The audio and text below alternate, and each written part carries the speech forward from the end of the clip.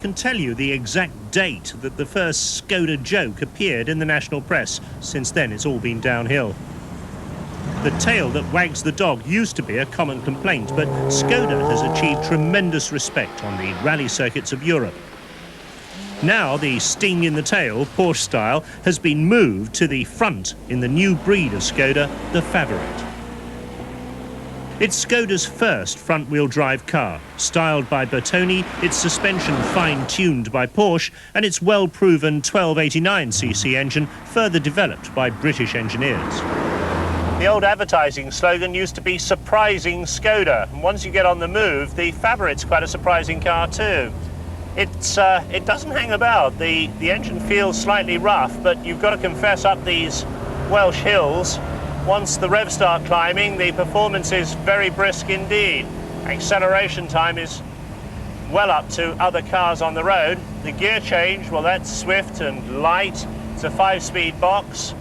And there's enough torque low down to pull the car along, even with passengers. These sort of Welsh hairpins are fine for finding out about the handling too. Steering is slightly on the heavy side, and I'd like to see the turning circle a bit tighter. But that said, again, the Favorit does everything that the small 5-door hatchback competition can do for a lot less money.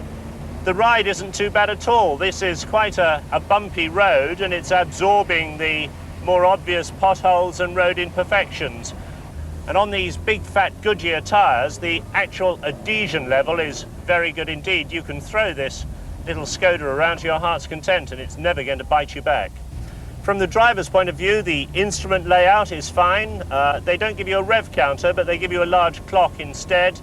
The pedals are straight in front of the driver, and it's easy to operate them. In the old car, they used to be offset to one side, and after a couple of hours, I used to get a terrible pain in my hips. The switch gear is a little bit far away from the rim of the steering wheel to be completely finger touch operation. One thing I really don't like are these wing mirrors. The remote operation is very sticky and they jerk all over the place, and the actual glass is curved and gives a distorted image.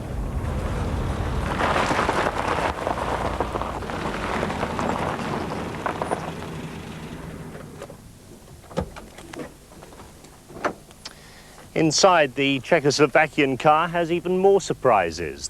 There's plenty of interior space, enough room for a 6-footer behind the 6-foot driver with the seat right back.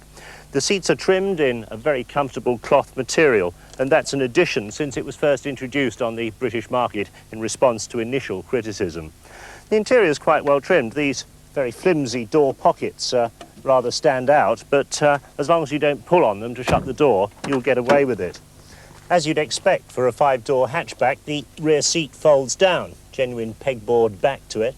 But if you want to fold the seats right up to give you unobstructed load space, you've got to feed the rear seat belt buckles through this gap, and that's very fiddly. You can only open the tailgate with the ignition key, which can be a bit inconvenient.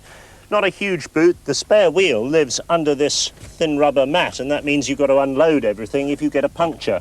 But like many East European cars, they give you a comprehensive bulb replacement kit and also a decent tool roll should anything go wrong. The Skoda factory in Czechoslovakia actually owns the UK importing company, and they've got an import centre at King's Lynn where they do quite a lot to the basic Favorit when it comes in.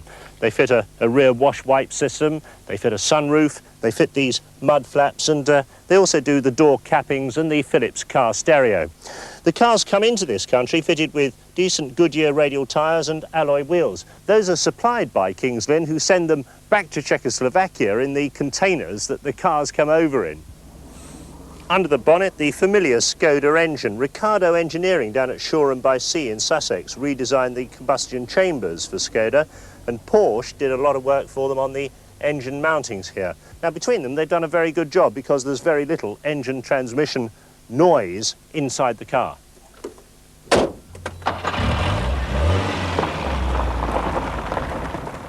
Summing the car up, it's a very nice package indeed. You can judge it against its rivals and take out the money side of things. You can judge it on equal terms, and it stands up very well.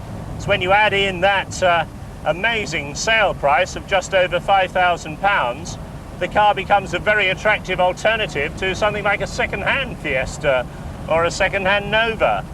And judged from that point of view, it makes very good sense indeed. The Favorit has already been out on the rally circuits of Europe, and it's notched up yet more class wins to add to Skoda's already impressive record.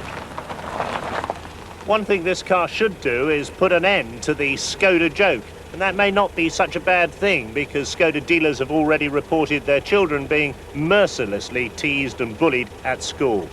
If they can crack the depreciation problems of the old model, then this car, on both terms of price and performance, represents a very competitive deal.